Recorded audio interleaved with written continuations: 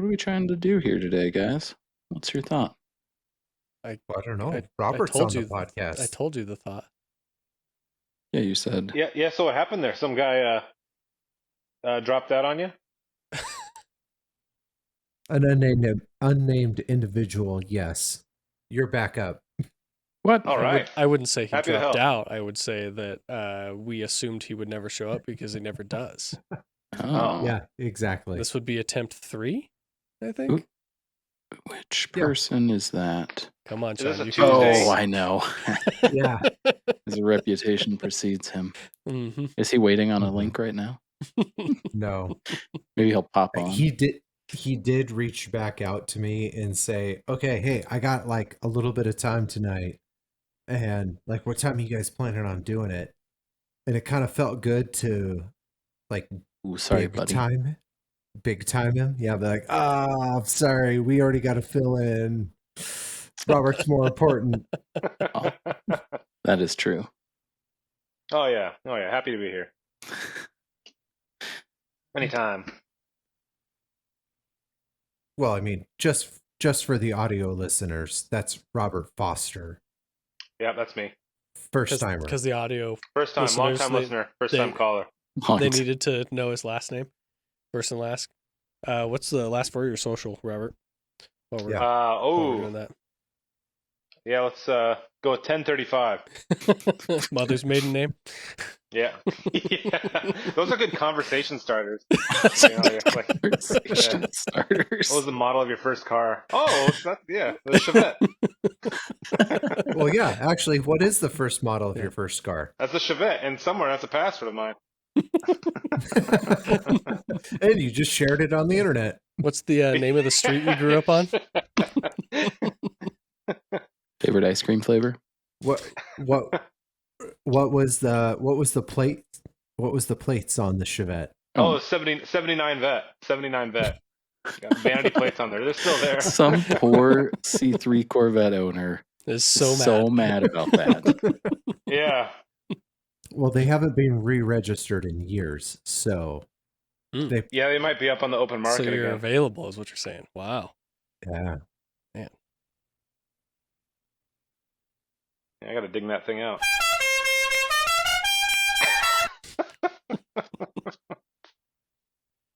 I keep telling you, I'll dig it out for you.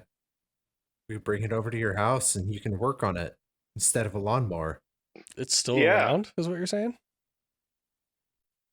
It's not the worst idea in the world. I got room for it. It's really small. It's about the size of a lawnmower. About as rare as a lawnmower, too. No.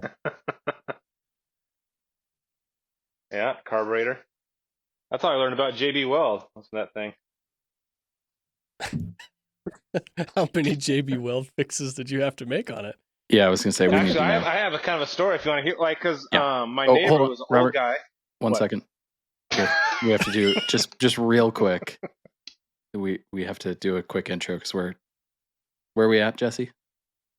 Oh, we are at the Campfire Passport Podcast.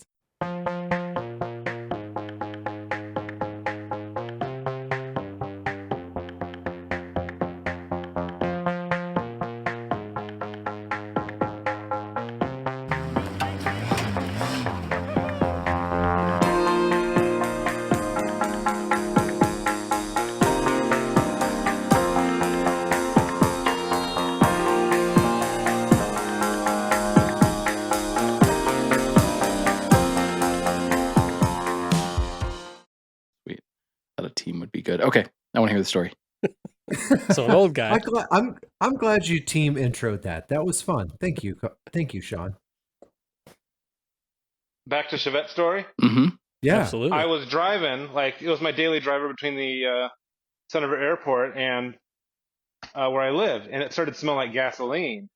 And it turned out there was something cracked in the carburetor, and the local mechanic on Centerville, he'd have nothing to do with it. No, I don't want to touch it. And so I was kind of like, oh shit, what do I do? And I talked to my old neighbor, like 80 years old at the time, and JB welded it. And we took it back to the mechanic for some reason, and he was looking at it like, in all my 30 years of being a mechanic, I've never seen anything like this. And I just remember my neighbor was like, 30 years, what a fucking amateur. been fixing stuff with JB Weld for 70. Yeah. I was kind of afraid it would explode, but it's still hanging in there, still around. It's good. So the JB Weld on the carburetor is still holding tight. Yeah. Oh my god. JB When Weld, was this? How sponsor long us. ago? Oh, 2005. So that'd be 20 years ago. 20 years. That's quite the long-term fix. Yeah. Nothing else has gone wrong enough with the carburetor that you've had to like not replace it in the meantime, or I guess. Oh no, it's been hanging out in the yard ever since then. I was going to say, yeah. How long has it been in the yard? Yeah. That same 20 19 years.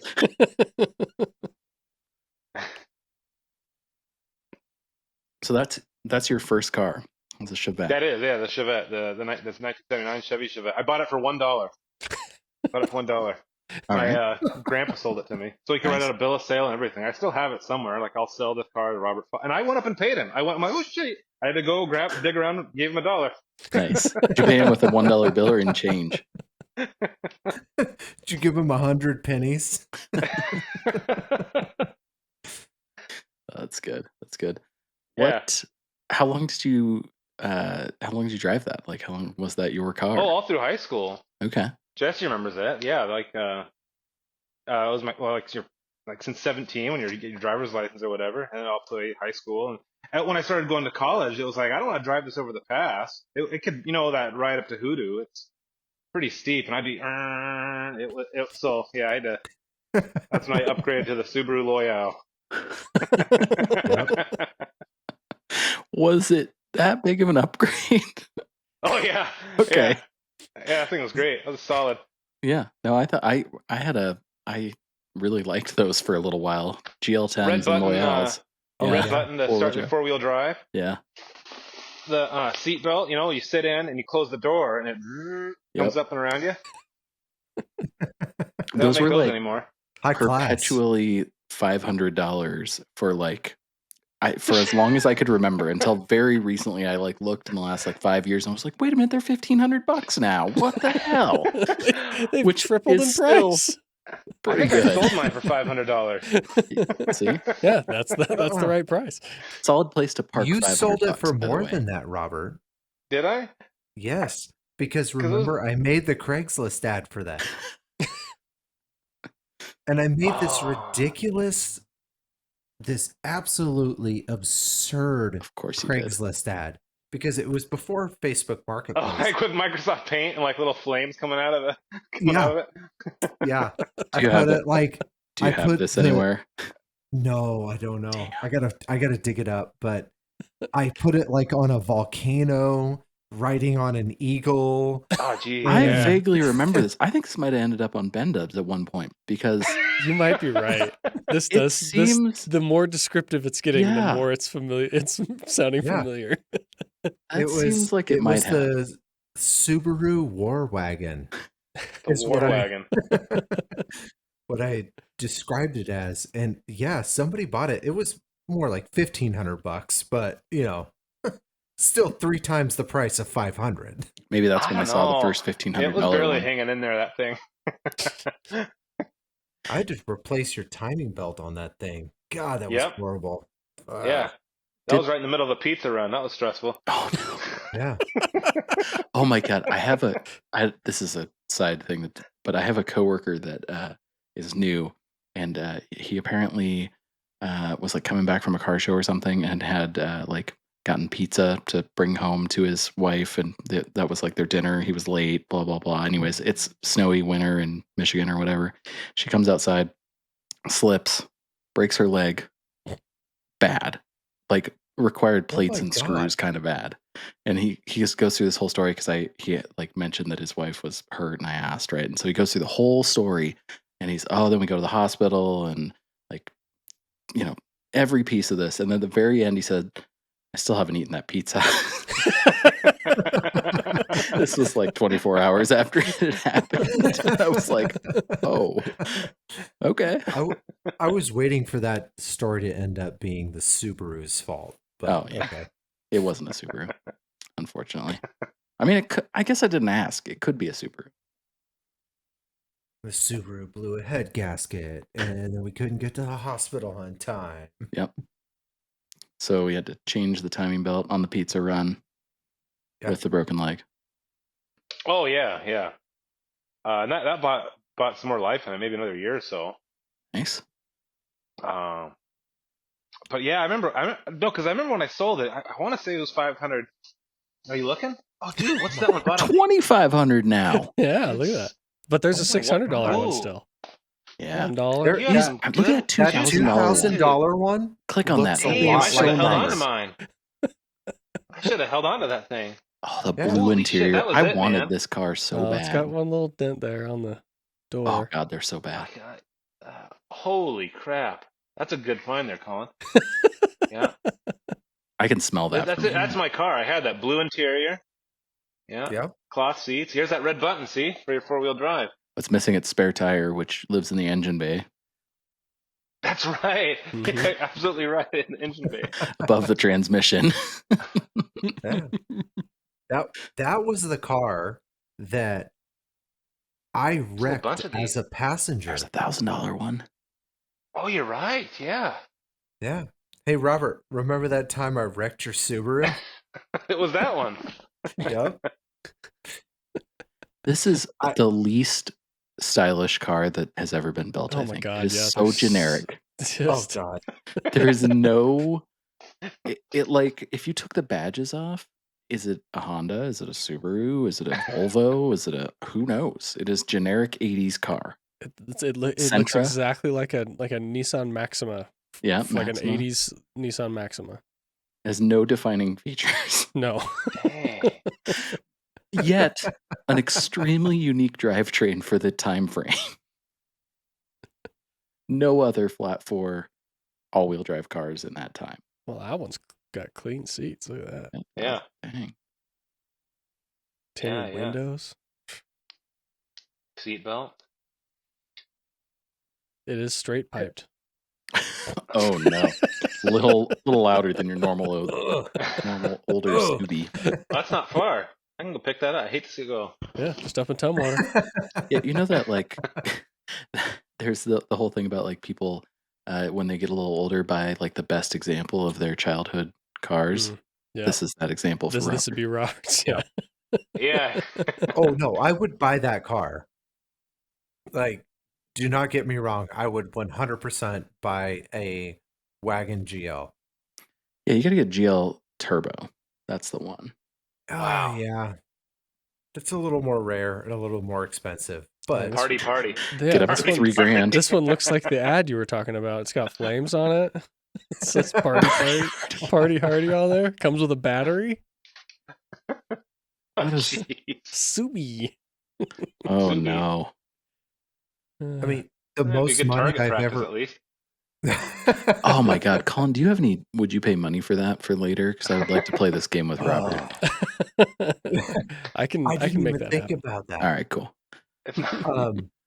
The most money I've ever made on a car flip was on Subaru GLs. So I got two sedans for $500. Okay. And then I used one At the same time? at the same Yeah. time. Okay. I used one for You know what parts I'd for do the with other. that kind of money, man? Sold the other Two for GLs at the same $1,500, and then sold the broken one for $500. Damn, not bad. That was the most I've ever made on a car flip. That's pretty good. Mm-hmm. But I mean, I ended up spending it on fixing Robert's car after I wrecked it. Oh yeah. Being a Shouldn't have done that. passenger, Yeah, he fixed that right away though. Yeah, yeah. I was a passenger in the vehicle, and I wrecked his vehicle. As the And? passenger, how did you wreck the vehicle? He was getting drunk, and I was driving him home. Yep, there we go. I was gonna say I'll let Robert tell the story. Yeah, I don't know what you remember about it, but yeah, it wasn't that far. It was from Hideaway, and I was your DD, and we were listening to music, and so we were driving to your house, which is like a mile away, and it was like a part in the song. We were just like, "Whoa!" And you like reached over like this and grabbed the steering wheel. Ah! don't expect that to happen. And so we went sliding into the curb, and it bent up the left side of the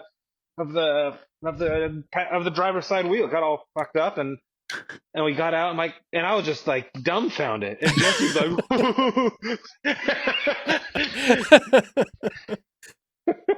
Yeah. Okay.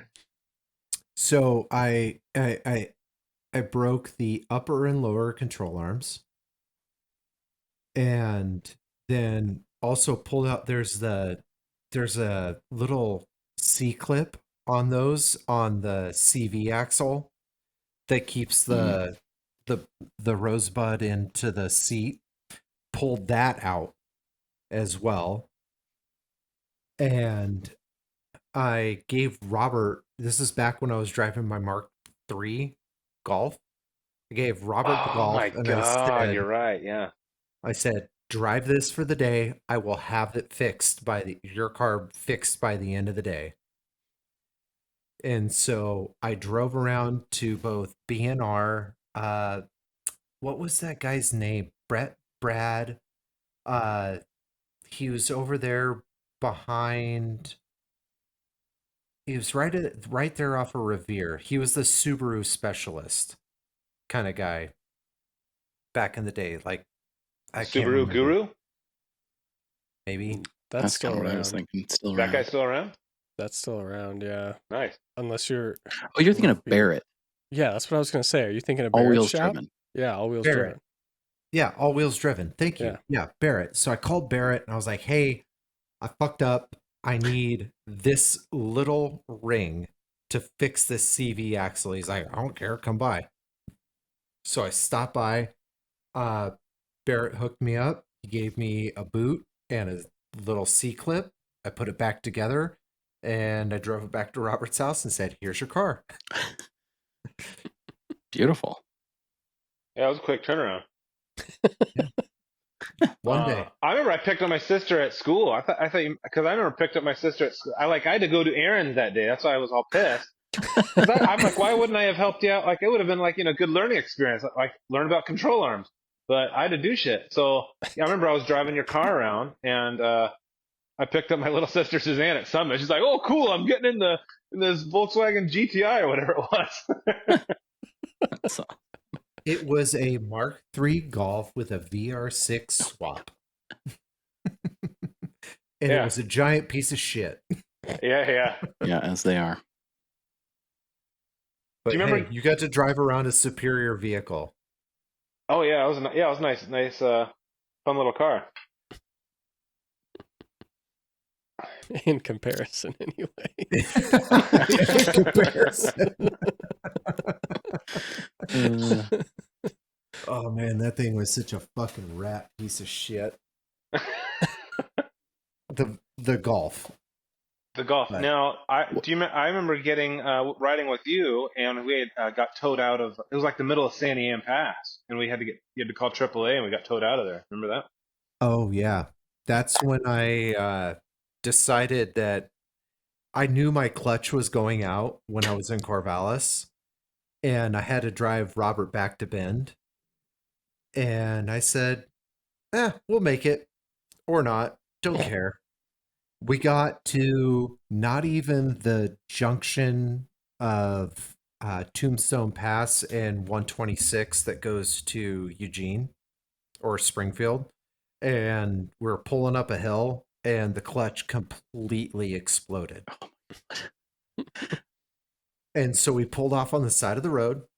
I walked up the hill, called AAA, grabbed the case of beer, and said, well, this is where we're going to hang out. I nursed a bad clutch in my Black Mark III for like 3 weeks or a month one time, where it was like actively slipping, and I had to like drive it a certain way. Like I couldn't give it too much throttle. I had to like feather. It was like a CVT basically. By the time I was done with it, and I did drive it over the pass in that time, and I remember like slowing down to like 35 on one of the big hills because it was obviously slipping more, and if I could get it to cool down, it would grab a little bit. It's a real dirtbag young Sean moment where I was trying to really milk that and not have to replace it. Yeah, I just redneck rat bagged that thing and just was like, we're gonna go VR6 power. Oh, I Blow up the definitely did that clutch. too. It was really fun to like be driving along where it'd be fine, and then if you just put your foot to the throttle, it would hit rev limiter, but you didn't have to do anything else. Yeah. But 2 liter, it was fine. It wasn't spinning that hard. Yeah, that's what the Passat was like before somebody backed into it. Hmm. That's like, remember that? So you remember that trip when you guys all decided, oh, we're gonna go fast, and left me behind, and it was literally because Yeah, it was slipping. you guys were bombing uphill, and so like I put my foot down, and it's just like what, just revs and doesn't go any faster. I was like, well, I have to accelerate extremely slow. Oh, that's not good. Uh, Okay, so was your third car the Jeep? Oh no. I don't. We. This is not what I intended to do, but I really want to hear Robert's entire history. That Loyale is what got me into Subarus, man. I've been driving Subarus ever since. And see, after that, I bought a Outback. what are those? The Outback from a Russian guy here in near the airport. Okay. We drove that to Arizona, and then I sold it. And then we bought the Rav4, the 2005 Rav4, and that was at the time I was an upgrade for sure. 05 Rav, and with that we drove back. You remember that? Oh, I had it until like last year. I sold it last year for like $2,000. I got it. That guy got a good deal. I wanted more than that. 2,000. It was a Rav4, but technically it's a Rav2. Yeah, I called it the Rav2. Yeah, because it was 2-wheel drive. They make 2-wheel drive Rav4s? Did you know that was a thing? I didn't know that was a thing. Did you find out like years into ownership? Or?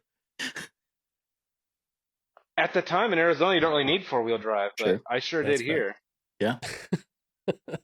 Yeah, that sounds like my realization that 4Runners, you could get them in 2-wheel drive. I had somebody ask me, like, because we were like in Portland for a concert, and it was the winter, and I had a friend ask me to drive their car with them because they didn't feel comfortable driving it over the pass in the snow. Uh-huh. I was like, oh yeah, well what'd you bring? Oh, we've got the 4Runner, and I was like, oh my god, that's no worries, that's gonna be no problem at all. As soon as we get in and start driving them, I'm like, is this 2-wheel drive? Like, yeah, it's a 2-runner. I didn't know that was possible. I thought that these were 4-wheel drive. Okay, well, my anxiety just went up. Thanks. If you're ever looking for a deal on like a 4Runner or like something to flip, and you see an extremely cheap 4Runner, it's 2-wheel drive. Probably 2-wheel drive. That's burned me so many times where I've been like, oh my god, look at that deal! Look at the price on that thing. Oh, it happens on Audis sometimes too. You'll find a front track, one of the front wheel drive ones, A4 or something, and be like, what the hell? Not Quattro, but Dos. Yeah, Dos. Got the Audi Dos.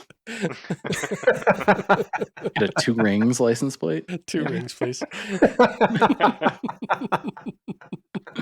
That's a good callback. That's really far back. That's an age-old callback. I hope Aaron listens every once in a while. That'd be fun. Yeah, it's still sitting in his yard, I'm sure. I'm sure.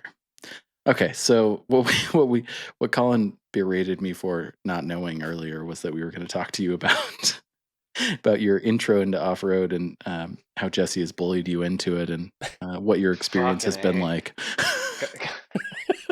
give us a rundown. Oh my goodness. I mean, he's already got the stick in his hand. I can see he's ready to prove a point. Yeah. Turn the camera to the diagram. Bully. That's man. These are good. And I've given up. Like, I want it to have it be able to fit in the garage, but as soon as I get these tires on, I don't know if that's going to be the end of those days. I think you get another. We need to back up. We need to back up here a little bit because nobody knows what you're talking about here at this point in time. Not even me. So you went from the RAV4 to the Jeep. Oh yeah. I got the Wrangler. Yes. You got a JKU, like basic ass The JKU. Sport, yeah. Oof. And yeah. I did not tell you to buy that. If you would have had my opinion, I would have not told you to buy that. Oh, But I didn't care at the time. I didn't care. And so Gabby don't tell wanted me a I cool. bullied you. Oh no, I said that. you bullied me into getting these tires. Yeah, oh yeah, 100% I did that. Yeah, He's been bullied yeah. in the off-road escapades, not getting the car. So you got the JKU, you sold the RAV2. Yeah, yeah, yeah. And now we have the new Forester, and that's a good daily driver and doing everything. Gabby drives it, it's solid, reliable, And then so now the Jeep paid off, so I can smash it around a little bit. Sweet. Yeah. That's a good attitude, yeah. And honestly, like riding along on the Rubicon was one of the coolest things I've done all year, or in a while. And that was just riding along. I'm like, God, and I'm like, if that trip ever happens again, I want to take my car on it now. On my, Heck so Okay, got him hooked. hell yeah, Yeah. that was just such a great time. Yeah, it's a lot of fun. it's such a nice area, and it's cool being out there, and all the other little adventures too. So it's just nice to have not worry about banging up the door. And so yeah, I want to get the rail, the rock sliders, and Okay. and we learned after snow wheeling a winch, Which can be helpful. maybe Could some be new helpful. track boards. Yes. I think that the first time I experienced you driving the Jeep, other than just like being somewhere with your Jeep, was when we did that Alvord trip where Mike mud trip. famously got stuck in the mud many times, and we got Mike's dirty deep holes. yeah, Yeah, we got that wonderful title out of it, and you. You basically showed about 3/4 of the people that were there that stock Jeeps are way better at off-road than a lot of things. Stock Jeep, no lockers, 31s. Very little experience. Just point the wheel, press the throttle, go. yeah. That was a great time. I had a great time on that trip. It was fun. We all also had our like ridiculous camp setups. Luke's got he was the first one to get a diesel heater, I think, so he had that all set up with his GFC. Like we're really like camping, and then you just bust out the tent off of the storage tote on your roof. Oh yeah, those are coming back. Also have a great time. And I'm like, God damn. Yeah, it's just that proof of the you can start from anywhere. That's right. Just get some stuff and go and do it. That's all. Yeah, and that's what Jesse said too. Just go outside, just go, just do it. Like the more you do it, you'll figure it out. Like I'm not gonna. And so yeah. Yeah, you figure out what you need and what you don't need, or like what you can make do with. And I think we all do that to an extent, right? Like none of us have every single thing, and some of those things are really nice to have, and some of them like, it's fine, live and learn. Get the thing and say, okay, I don't know if I really needed that, but I've got it now. Or you get the thing and sell the thing and get another thing and sell the thing and get a thing and sell the thing, and that's not all of us are Mike. Mike, we can learn vicariously through Mike on what thing might or might not be. Yeah. I think we should talk about this in the next episode, which I think Mike will be on. But but outside of that, without Mike here, I want to say he won't be able to listen to this before the other podcast. It'll be fun. There's no reason other than a little bit of wheelbase that the new vehicle shouldn't be able to not be as good as Colin's truck, the white truck, but it has the potential to do that stuff. It's fine. Like you could do all those things. It's just a lot of body to deal with. Man, it's a lot. If he wants to keep it straight, that was my first thought. It was just like if he wants to keep it straight, he has really lessened his capability. Yeah. Well, we will confront him on his next podcast. Yeah, I made it to that point in the last podcast I was listening, and it was like the overcorrection piece at the beginning we were talking about. Wow, you made it a minute and a half into the pod. Wow, that's good right. job, Sean. So I made it past that, but not much. So I don't mean to sidetrack, but there was something on the podcast that we did the game show on that you said there's a point I want to make, but I will put it on the next podcast. Oh, Because I dived right into. oh, that was it. It was Mike. It was Mike overcorrecting. Okay, Mike overcorrecting. Okay, he tends to like. Yeah, we can talk about this when Mike's here to have the conversation. We'll talk about it when Mike is here. Yeah. Overcorrection is the word that was carefully chosen. That was not a quick comment. Okay, so anyways, so Robert now has the JKU, and I bullied. I'm going to put quote unquote into actually these wheels right here. Did you, is that, I got him drunk in the front and he bought of my house and said, "Hey, you need to buy Method 704s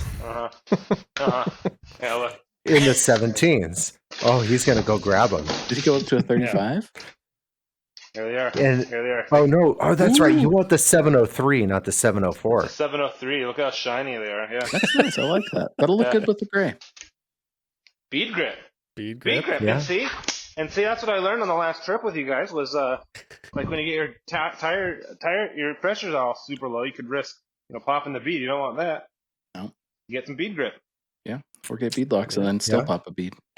I mean, like Sean. Since no one listens to this podcast, Onyx has a little bit of a loophole. Oh. So you can sign up for Onyx Elite trial and get Onyx Elite deals. You can buy the wheels at 25% off, then cancel your Onyx Elite membership before the trial ends. That's pretty good. It's quite the... It's a tiny little loophole, and we might get a phone call about this. Probably only works once, but Yeah. They got me. I forgot to cancel. Oh man, I got a good story for that. So I actually this story is going to be really good because Tyson's involved. I did the same thing with F1. So I use my brother-in-law's F1 login, F1 TV login, and I have been for years. And this year he didn't have there was something his password was messed up. Something happened for the first race, and I wanted to watch qualifying, so I just got the free trial, premium free trial. Great, free, 7 days. Everything's good. He gets his account up and running. I've got his account. I log into his account. I just move on with my life. And then I looked at my subscriptions a month and a half later and realized that I signed up for a year of F1 Live Premium or F1 TV Premium.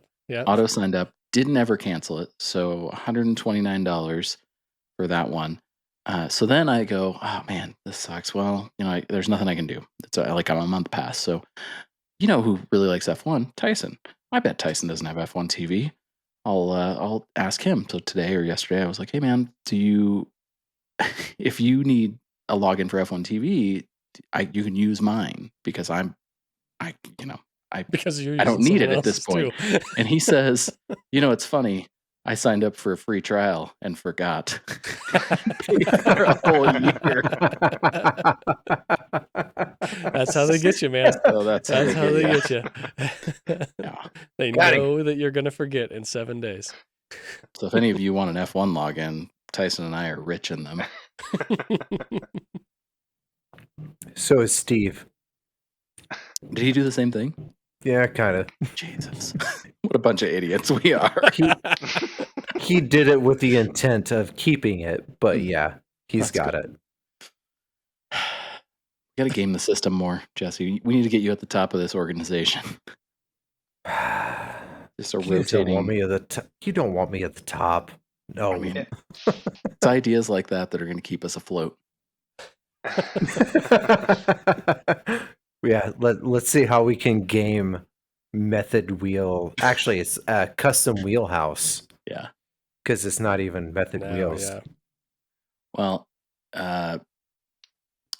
Robert has something. What the fuck are you doing over there? Yeah, like I haven't really used the Onyx thing. You guys use the Onyx? I use Yeah, the we're Onyx not this sponsors, Robert, weekend. so we don't need to like keep plugging it or anything. We just use it. Hey, Onyx, sponsor us. Even though I just exploited a loophole. Yeah.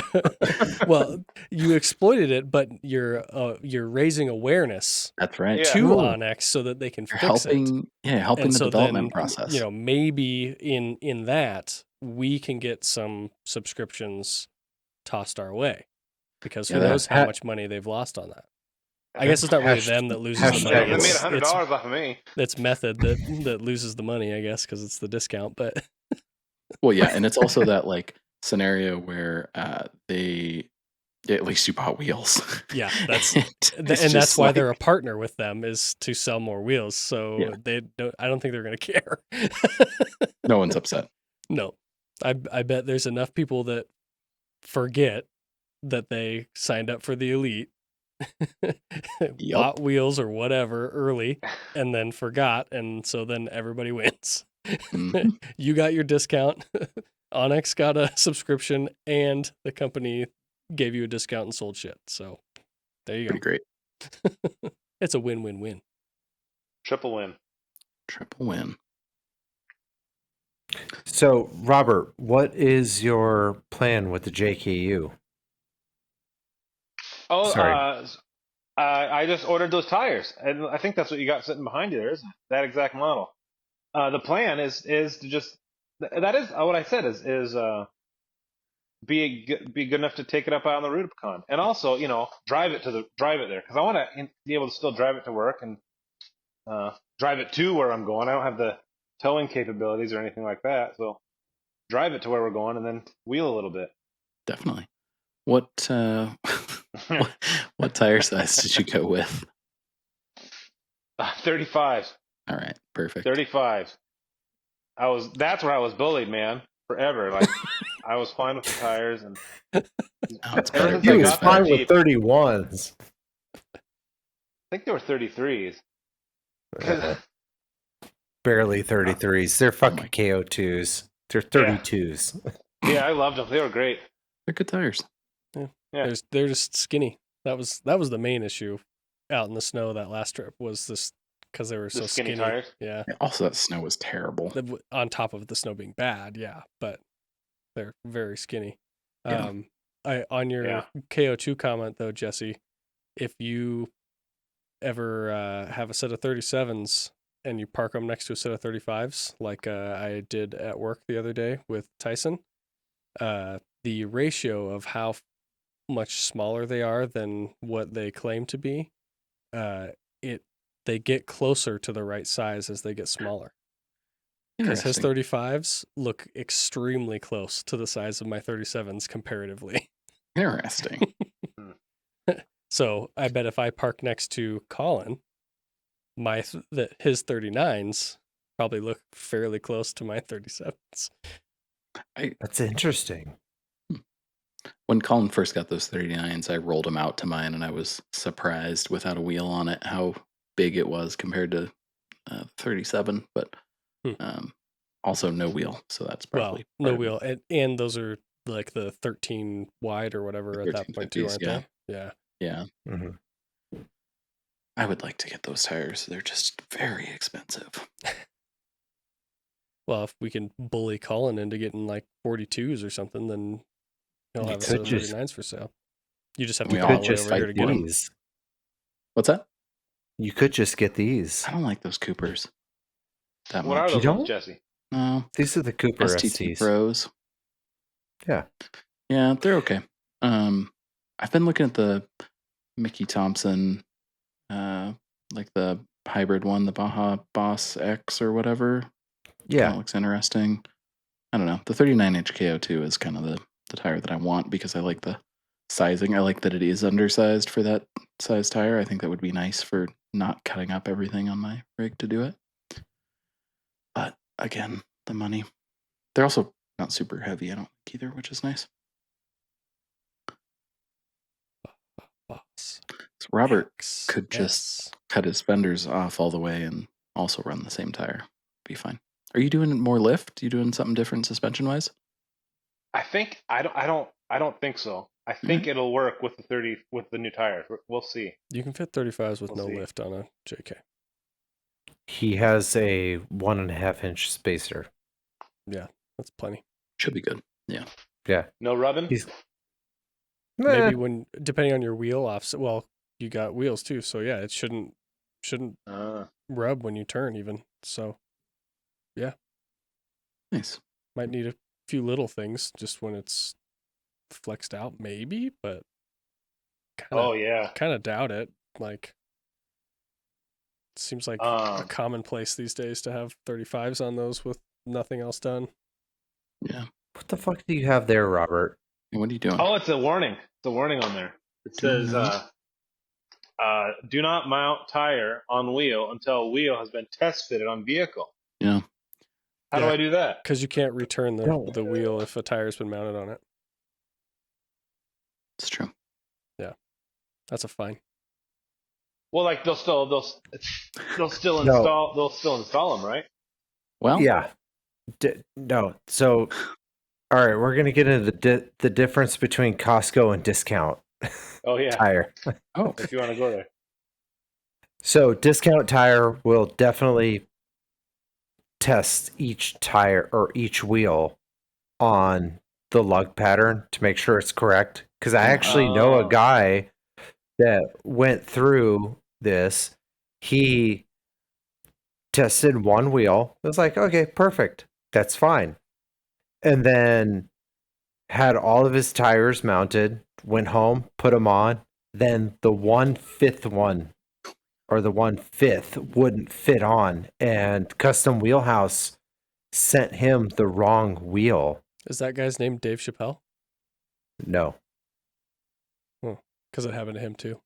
Jeez. Oh, really? Yeah. It was on, what car was that?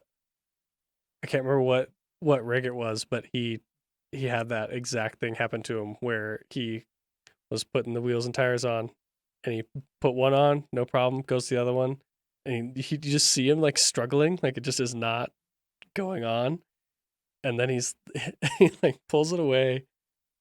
And then he kind of comes to the camera and he's like, so they sent me one with the wrong lug pattern. Oh, crazy. So, Man. and you know how he is. He's building stuff like last second to go on some giant trip, you know. And of course. So he had one wrong lug pattern that he had to figure out how to make into a spare, basically. So, yeah, it was funny. Yeah, apparently it happens fairly often. So, yeah. So make sure that they test all of them. Test all of them. I've never tested. Or just, yeah, I've never tested mine beforehand either. But you know, you could put a tape measure. I read the box. See, or if there isn't a box, I just mount the tires and move on. In my previous life, I don't do that anymore, obviously, so it doesn't matter. But never burned me, thank God. That would have sucked as a small business, but yeah. Also, I would assume like if they sent you the wrong wheel, like there's a little wiggle room there. I've dealt with these companies, and there's some wiggle room if you know the right people and you have a reasonable relationship with someone. Yeah, if you have the reasonable relationship. This individual that I'm talking about did not have that, and they said, well, you were supposed to test it.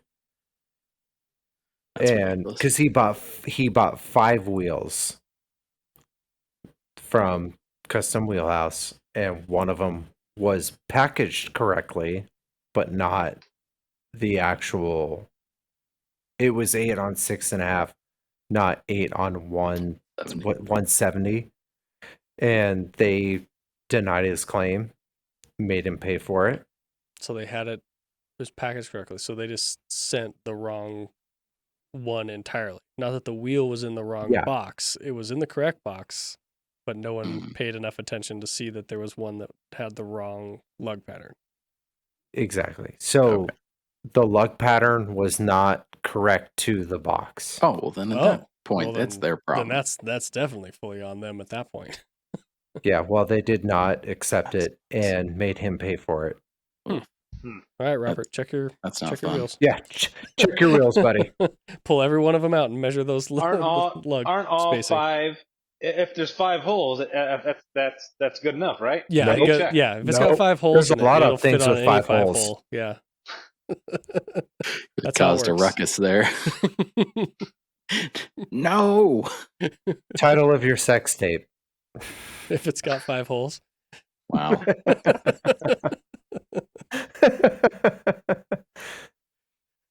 That looks good to me. Of course it does. It has 5 holes. So, Robert, what would you say, like, since you're so fresh in the game here, what would you say is your favorite part of going and doing this stuff with us? Go mobbing around. I'll find any excuse to be outside and go out camping and just hanging out with a bunch of dudes and drinking beer. But also, there's just a lot of, it's like a whole new just area of stuff to learn for me. Like I was learning about like how lockers work or what they even are. And I started getting into watching some videos and I'm also trying to figure out, even in my situation, like the gear ratio, because now I'm upgrading or getting bigger tires now, right? And I was like, well, now I need a new gear ratio. And shit, now how do I do that? Yeah, your slow Jeep just got slower. Yeah, yeah. And if I do nothing about it, right? So, but yeah, it's just a whole new bunch of stuff to learn and learning, like watching Jesse welding a guy's differential out in the middle of the woods. That's pretty sweet. And kind of just the teamwork too. Just the teamwork. Everyone just trying to get out of this. You get stuck, and then the creative ways of solving it, and everyone's helping each other out. It's a cool experience. And yeah, every time I've gone out in the last couple of years, it's been great. It's been a really fun time. And you can seeing stuff, looking at the map, and trying to figure out where you are, and just going to new places. It's great. Yeah. All that is fun. Yeah. I think those are all good pieces. I agree. I was just exploring, new areas this weekend, which is the first time I've done that in a long time. And, that like experience of like, okay, I'm going to go to the end of this trail and then like, does it connect here? And what do I go for? And like, that's something that I kind of maybe took for granted for a long time, being able to just go, oh, I'll pop out to this road and get to this obstacle and like move on. But like, every time being new is kind of fun, like you're talking about, like it's a new experience and you're learning as you go along, which is pretty cool. Yeah. Even vehicles that way too, right? Like if it's all fresh, like that's pretty cool too. I like research, and I believe me, there's no shortage of it. Like none of us are done learning either. So always. Always. Yeah, over researching things.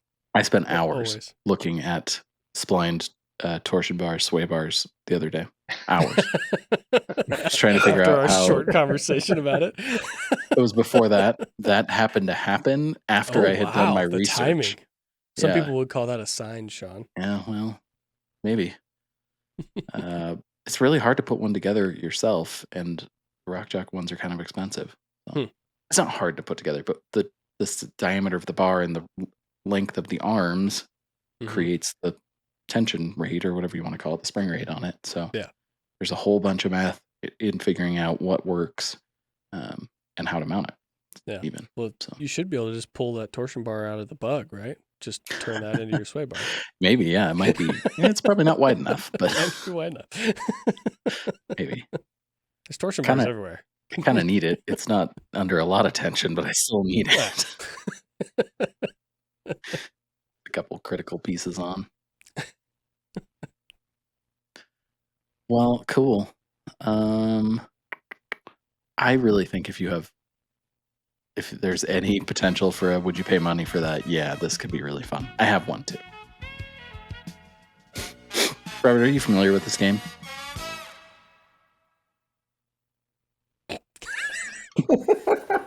All right, I'll take that as a yes.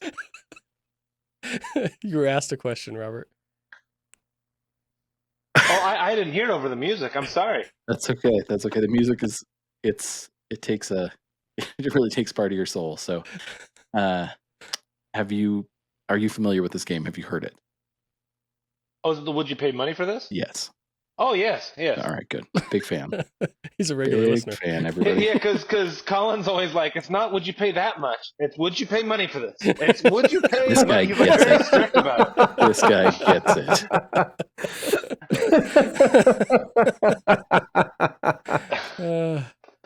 All right, where do you want me to start? Hi. To take it the way you want. I don't know. Okay, I'll start with this then. Look at how high she is. So 2002 I know this truck. International 4800 4x4 fire truck. It is nice $1,000. My God.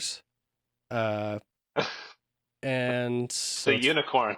It's a former forest service truck, type 3 fire engine. So Mike should probably buy it because it's a fire engine. Rust free, incredible condition. Has the bigger 300 horsepower turbo diesel DT530 with an Allison. Emergency lights have been cut out. Post more photos soon. As it turns out, I thought that things seemed familiar. This is the people that have the Unimog on 52s. Yeah, the Weekender Defender. Yeah. So it's fire. This is what Mike should have gotten. This would have been the perfect. This would have been his overcorrection. Yeah. Well, I think it's going to be really nice. We got to figure out how to camp out of it still. But, I would definitely pay money. I have no need, desire, use, or anything for it. I guess desire I do have, but no need, no use, no reason. But I just love it. It's not an ambulance, so it doesn't creep me out too. Yeah, that's fair. What does she have in the back? It doesn't show anything. Yeah, see that's. She got two hands. It's just the fire truck service bed. That's it. Room for fire gear. Mm-hmm. For fire gear or other gear. I would 100% pay money for that. Oh my gosh, I got the hiccups. I'm sorry. It's a new layer. I'm a no. Why not? I like the color. Unlike Jesse, I like the color. Oh, I love the color. But it's just not the right thing for my tastes. Not the right fire truck for you. Not the right fire truck. I need a different fire truck. I'm into fire trucks, but not this fire truck. I like that color. God dang it, these hiccups. Well, Jesse, it was a callback. That's what that was. I know. It was to that. It was to that. Was it the Ford GT? Uh-huh. When I was like, nah, I don't like that color. Yeah. Replica. Don't forget the replica. Oh yeah, don't like the replica part. Okay. Is everybody satisfied there? I'm gonna go no. I'm gonna go no also. We're 50-50 on this. Yeah. I don't even know what's in the back end there. He needs to know what's in the back. Yeah. Before I decide to live in it. Okay. Oh well, I mean, live in. Yeah. That's kind of where you'd have to go with this thing. She did a good job cleaning it up, though. That's looking nice. I think that's just a solid little commuter.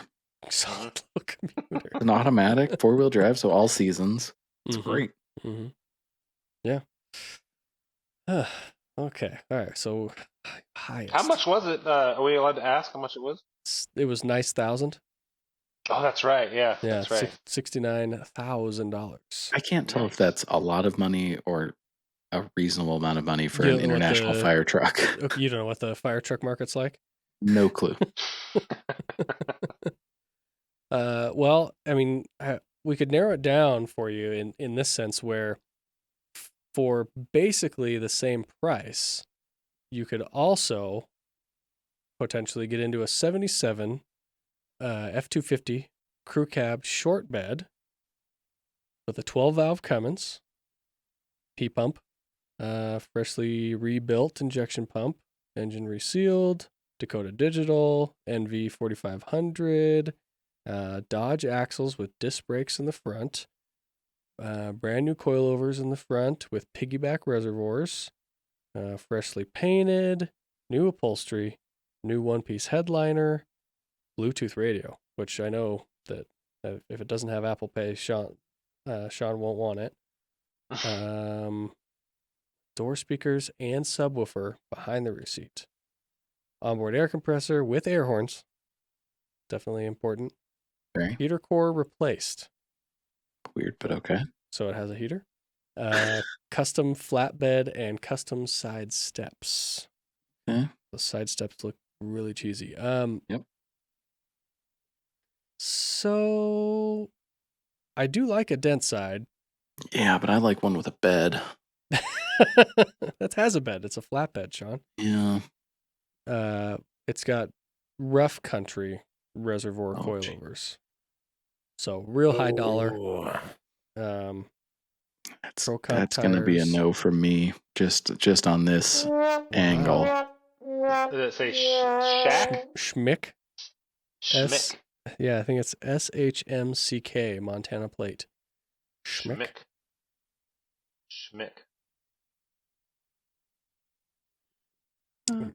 Oh wait, is that King nice. Ranch? I wonder if that's a TMI seat that like has the updated upholstery stuff. Maybe it's a newer style one. Yeah, not a King Ranch those are one. conflicting interior styles. Yeah, the brown and the black are weird together, I think. But I like it. I like. No. Those are two different. The front seats are different than the rear, I guess. Okay.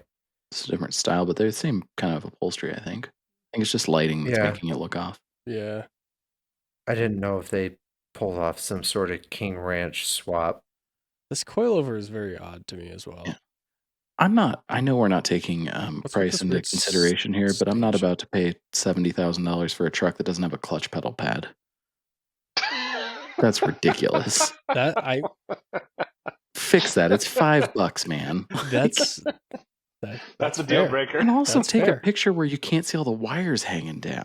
Yeah, you got all your wires down here, Sean's got a good point. I'm out. Oh, I'm out. I'm out. I think this picture is what makes me out. Yeah. What? The bottom of that I can't afford the 16-inch coilovers. So give me the 8s with the 8-inch fucking pogo stick on the bottom of it. Yeah, 3 inches of travel. Like what? That's such a weird. I'm still in. I would pay money for that. All right. Because I mean, come on, it's a dent side with a 24 or 12 valve Cummins. Come on, I can fix the wrong. Sure, I guess that's right, but yes, you're right. I hate all the black painted crap on it. There's too much for me to get over. It's you can that thing. Fix the wrong, but you're gonna spend I know that as the concept is, not would you pay this money, but considering if you're spending a bunch of money on something that you then have that is this far, that's gone into this deep, that you then get to fix, it's a tough sell. Yeah, that's a tough sell. If this was semi unrestored and was still on leaf springs or something like that, then it's okay, yeah, I can upgrade this. Yep. I don't. That's how I look at it, I guess. Only 5,500 miles, huh? Yeah. Yeah, it's debatable. It's believable, Okay. Should be anyway. All right, so we've got another Ford here. This one's actually local. This is in Bend. Man. 17,000. It's a 94. Time silly old Ford. Consider a trade with cash on your end. Diesels? Question mark. Small diesel swapped rigs? Question mark. Camp trailers or older Broncos. I really like bullnose 80 to 86 Fords. Fair enough. I agree. I don't know if I like them as much as I like the Arrow nose, but here we are. It's got a 351 desired. It's the Windsor. It's the desired engine, it says. It's got a 44 straight axle on the front. James Duff radius arms. Heim joint, heavy duty crossover steering, redhead steering box, Fox shocks, long two headers, true dual exhaust with a muffler. Sounds on really each good. side. Sounds really good, yeah. Ford 9-inch rear end, custom drive shafts, re-geared for 37s, new 37s. Tow package, doing a lot of towing apparently. I shouldn't have Great read sound ahead. system. Has a sub box behind the rear seat. Okay. Bluetooth stereo again, Sean. There you go. Mhm. Custom front bumper, aftermarket headlight and taillight, 2 6-inch LED lights in the bumper, and are functional. Wow. Those lights in the bumper are not for show, guys. Those are functional. Oh, couldn't tell. All right. Good deal. It's a Keep rad reading. There's truck. some funny comments on there. Open the wing windows, throw on some Limp Biscuit, and go for a sunset cruise. I'm Super in. fun to I'm in. drive as a weekend cruiser or grocery getter. Does drive like a lifted straight axle swapped Ford on 37-inch mud terrains. 240,000 miles. Really only on body and frame. Has a 5.8 and tranny from another truck. Not sure on mileage for it, so it could have more than Yeah, that's 240,000 a miles. really What do you funny mean? one. And everything under the cab isn't factory. Clean title, ready for its next owner. Let's see. I want to see the interior So on this thing. Pictures are a screenshot from a phone. That's like, that's a which is just Facebook like, market classic. Like, wait, how did you get here? yeah, like Oh, it's another green. screenshot. Didn't notice that in the first shot. Yeah, the lighting's not great for the pictures. How are all of the pictures screenshots from the phone? Ugh. Someone there took the was- picture at some point. Yeah, it's in your phone. You can just put it on. Well, the thing. Yeah. Man, this pains me to say because I really think this truck is cool, but the color combo again with the black painted trim stuff, Mhm. even though I love green, but like that green with that black, not so much to me, and the not having a TTB, that really turns me off. Both of those things, so I think I'm gonna go no. Wow. I mean, I like it, but I just don't think I'd own it. I think if it was TTB and a little squattier, I'd probably be all over it, and I could get over the color thing. Yeah, if it's with these, to me, I think I'm kind of with you. It's like a Or if it had a 60. yeah, exactly. Like if you're gonna solid axle it, then it should have 1 tons. Otherwise, just run long travel TTB. Like Yeah. yeah, you wouldn't get complaints from me on that. So, all that being said, no interior pictures, unknown mileage, even though he acts like it's not. No, believe me, it's fine. Yeah. Yeah, I think it pains me to say it, but I think I'm also a no.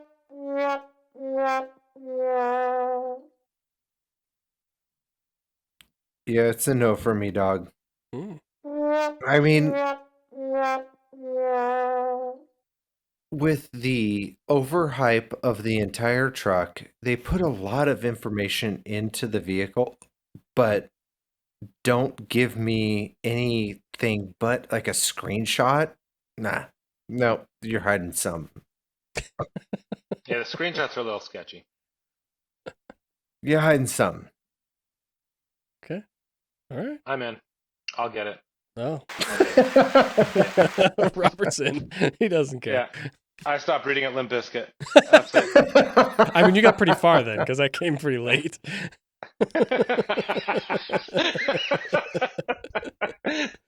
All true.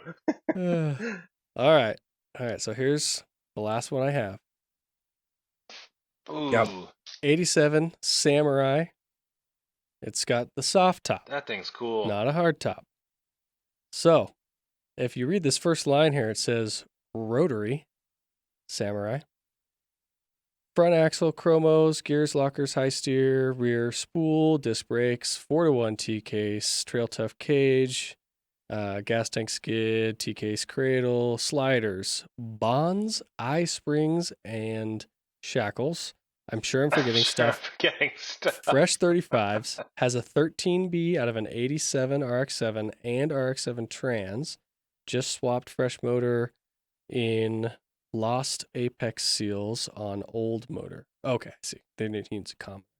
Extra 13B can come. Oh, dude, that's gold right there. Extra 13B comes with it. Haven't gotten around to finishing, mounting everything up yet. Radiator, power steering pump, and reservoir, etc. Interior is complete minus seats. So no seats. No seats. Interested in trades for a Superjet. 2022 or newer YZ85. Talaria or Suron plus cash, mini excavator. There you go, Jesse. Or something sweet. Cash works too. Last pick is how she looked back in her prime, 2010-ish. Okay, so this guy's had this thing for quite a while then. Like at least 15 years this guy's had this thing. So, boy, those wheels and tires are wide on that guy. 100%. Yeah. A full send. I don't care. So it's a non-carb 13B, so it's fuel injected. Interesting. But it's an unfinished swap from the looks of things. Or wait, it looks pretty good in that picture. So this is the old engine. So it doesn't even need finishing. It just needs to put back together. He had the swap in because this is the old picture from when it was in its prime. Was it a different color when it was in its prime? It definitely looks to be white there. Oh, I guess it's white there too. Okay. It's just that he's got fancy anodized intake on this one. All right. Yeah. I mean, that's pretty cool. I kind of was expecting it to be a carbureted 13B, but injection. Man, I'm in 100%. I also am in. I like it. Yeah, I'll do it. The prime thing is weird, but I'll do it. How hard is it to take a picture of a car now? Like, why are we waiting 15 years? I think these are the current pictures. Yeah, these are current pictures. He sent another picture of the engine. Fair enough.